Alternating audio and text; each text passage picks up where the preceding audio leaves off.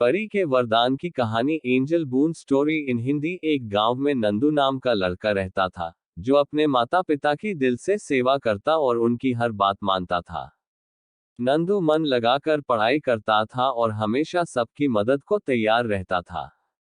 गांव के सभी लोग उसे बहुत प्यार करते थे। नंदू के पिता दिन भर फेरी लगाकर सब्जी बेचा करते थे और उसकी मां घर संभालती थी।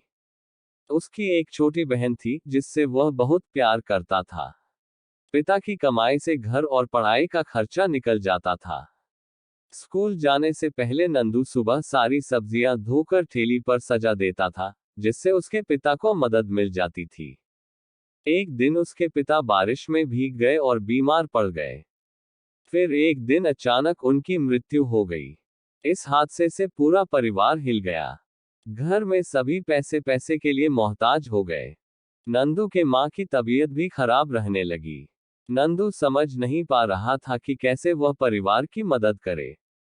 नंदू ठेली लगाना तो चाहता था, लेकिन अभी वह सिर्फ 8 साल का था। इतनी कम उम्र में वह इस काम को नहीं संभाल सकता था। नंदू ने अपनी माँ से रामायण, महाभारत के साथ साथ दैवीय चमत्कार की कहानियां सुनी थी। उसके मन में विचार आया कि भगवान तो सभी की मदद करते हैं, उसकी भी जरूर करेंगे। ये सोचकर एक दिन तड़के ही वह मंदिर पहुंच गया। उसने वहां जाकर हाथ जोड़ा और बोला, भगवान मैं छोटा बालक हूं, पूजा करना नहीं आता, लेकिन तुमसे विनती करता हूं कि रास्ता दिखाओ। इस तरह नंदू स्कूल जाने के क्रम में नियम से रोज मंदिर जाता और भगवान से विनती करता। इस तरह करते करते उससे कई महीने गुजर गए। इस दौरान न तो भगवान ने दर्शन दिए और न ही परेशानी दूर हुई। कभी कभी नंदू निराश हो जाता कि उसे पूजा करना नहीं आता, इसलिए भगवान दर्शन नहीं दे रहे, वरना वह तो सबकी मदद करते हैं। फिर भी उसने मंदिर जाना और पूजा करना नहीं छोड़ा। आखिरकार एक दिन देवी माँ को उस नन्हे भक्त पर दया आ गई।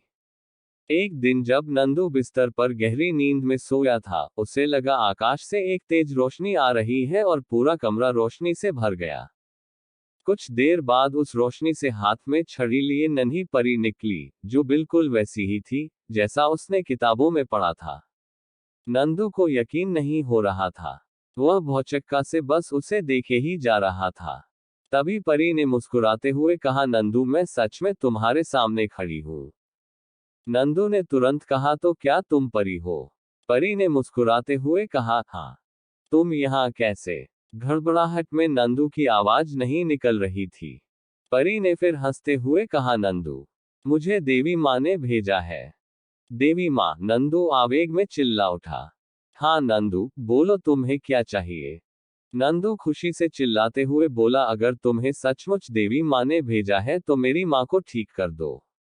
परी बोली, ठीक है नंदू, कल तक तुम्हारी माँ ठीक हो जाएगी, लेकिन मैं तो तुम्हें वरदान देने आई थी, तुमने अपने लिए कुछ मांगा ही नहीं।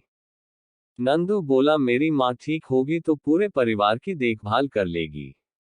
बच्चों पर पहला अधिकार माँ का होता है, इसलिए मैंने माँ के लिए मांगा। परी खुश होकर बोली, नंदू तुम बहुत अच्छे हो, तुम मुझसे एक और वरदान मांग सकते हो। इस पर नंदू बोला, परी मुझे ऐसा वरदान दो कि मैं बड़ा होकर अच्छे रास्ते पर चल सकूं। परी ने खुश होते हुए नंदू को एक अंगूठी दी और बोली, इसे पहनकर जो मांगोगे वो मुराद पूरी होगी, लेकिन जिस दिन गलत काम के लिए इस अंगूठी का इस्तेमाल करोगे तो इसकी शक्ति खत्म हो जाएगी। एक बात और, इस अंगूठी का जिक्र किसी से न करना, वरना गायब हो जाएगी। ऐसा कहकर परी वहां से चली गई। सुबह उठकर जब नंदू ने देखा तो अंगूठी उसकी उंगली में मौजूद थी। उसने देखा कि माँ पूरी तरह से ठीक हो चुकी है और घर के काम कर रही है। वह अपनी माँ को सारी बात बताना चाहता था, लेकिन फिर परी की बात याद आ गई और वह चुप हो गया। मेहनत के बल पर अब उसका परिवार सुख से रहने लगा। कहानी से सीख, इंसान को लालच कभी नहीं करना चाहिए। कर्म पर विश्वास करने वाले लोगों के लिए कुछ भी असंभव नहीं होता। कहानी अच्छी लगे तो हमारे चैनल को सब्सक्राइब करना ना भूले।